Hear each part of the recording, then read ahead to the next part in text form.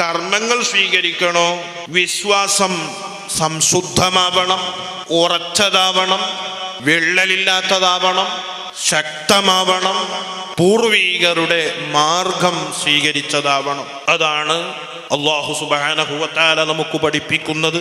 വഇദാ ഖീല ലഹും ആമിനൂ കമാ ആമനന്നാസ്. ഈ വിശ്വാസം പിഴച്ചുപോയ ആളുകളോട് അന്നാസ്, സ്വഹാബത്ത്, മഹത്തുക്കൾ, മഹാന്മാർ വിശ്വസിച്ചതുപോലെ നിങ്ങൾ വിശ്വസിക്കൂ എന്ന് പറഞ്ഞാൽ അവർ പറയുന്നത് ഖാലു അനുഅ്മിനു കമാ ആമനസ്സുഫഹാ. വിഡ്ഢികൾ വിശ്വസിച്ചതുപോലെ ഞങ്ങൾ വിശ്വസിക്കണോ?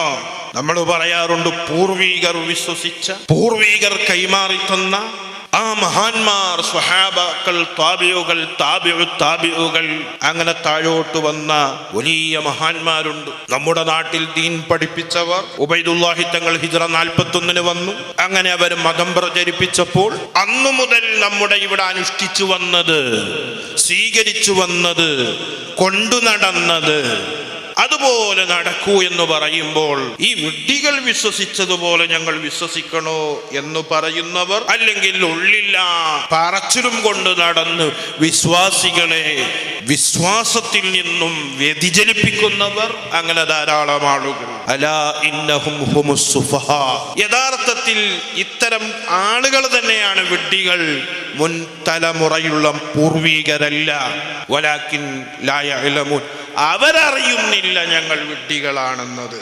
പ്രിയപ്പെട്ടവരെ, അതുകൊണ്ട് ആദർശം വലുതാണ്. അഹ്ലുസുന്നത്തി വൽ ജമാഅത്തിന്റെ വിശ്വാസം അതാണ് അടിസ്ഥാനം.